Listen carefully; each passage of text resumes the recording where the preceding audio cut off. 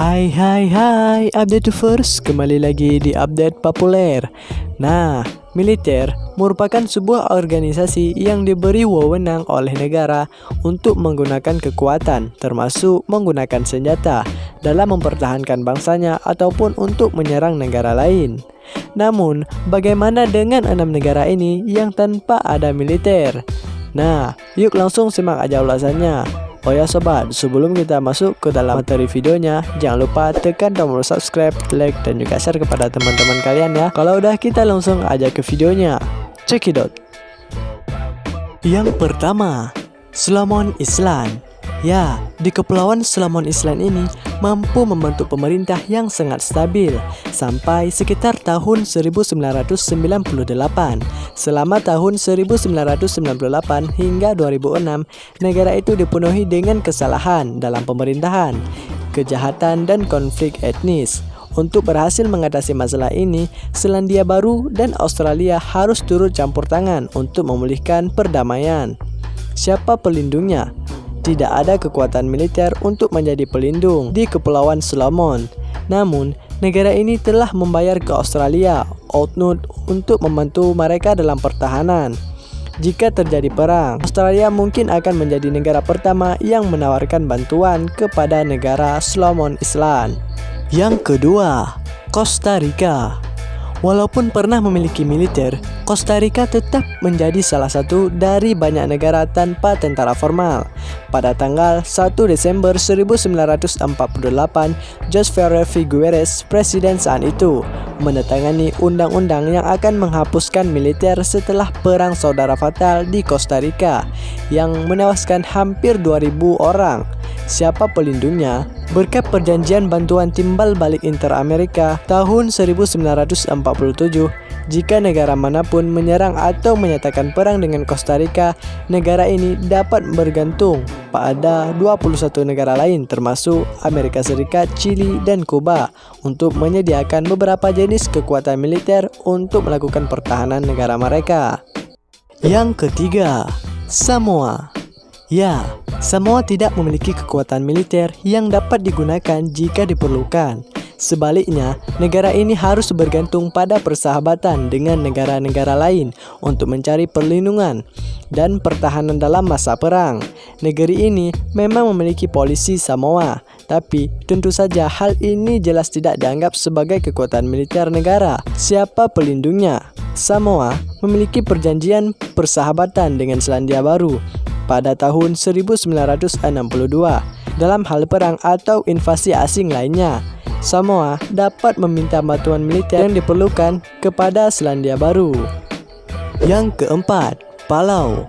Meskipun tidak ada kekuatan militer nasional, Palau ini memiliki kepolisian yang telah dibuat untuk memberikan perlindungan yang diperlukan untuk warga sipil.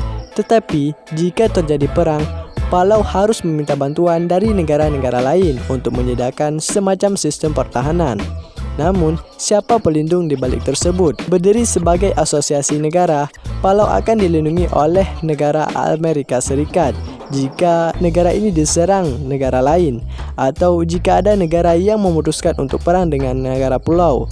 Hal ini disebabkan karena perjanjian asosiasi Free pada tahun 1983 yang pada dasarnya membuat protektorat Amerika Serikat di Palau. Yang kelima, Andorra. Meskipun tidak memiliki tentara yang cukup terorganisir, negara kecil Andorra cukup berani untuk menyatakan perang terhadap Jerman pada tahun 1914 dan bergabung dengan apa yang disebut sebagai Great War pada tahun 1931. Kelompok tentara digantikan oleh Polisi Nasional Andorra. Kelompok ini terdiri dari sekitar 240 pria, diciptakan untuk membantu menjaga perdamaian. Namun, siapa pelindungnya di balik hal tersebut? Ya, Perancis dan Spanyol telah berkomitmen untuk menjadi penjaga militer di negara tersebut sepanjang 181 mil persegi. Bahkan, pada tahun 1933 butuh kekuatan militer dari Prancis untuk membantu menyelesaikan kerusuhan sipil di negara ini. Selain kedua negara tersebut, pasukan NATO juga bisa mengambil bagian dalam perlindungan negara ini jika diperlukan. Yang keenam, Marshall Island. Ya, ini adalah yang terakhir. Pulau ini dulunya di bawah kota Compass of Free Association pada tahun 1983. Kepulauan Marshall diberikan status negara berdaulat pada tahun 1979. Negara yang juga terlibat dalam fakta ini ialah Federasi Mikronesia dan Palau. Berdasarkan perjanjian, ketiga negara akan bebas, tetapi akan berdiri sebagai negara yang terkait ke Amerika Serikat. Ini berarti bahwa Amerika Serikat menjadi protektorat dan Kepulauan Marshall tidak akan memiliki kekuatan militer atau tanggung jawab negara untuk mempertahankan selama masa perang. Namun, siapa pelindung di balik hal tersebut? Ya, karena Kepulauan Marshall dianggap terkait dengan negara bagian Amerika Serikat, maka Amerika Serikat bertanggung jawab sepenuhnya untuk mempertahankan dan menjaga keamanan nasional. Jika pulau-pulau tersebut diserang, Amerika Serikat harus menyediakan dukungan militer yang diperlukan untuk membantunya dalam perang.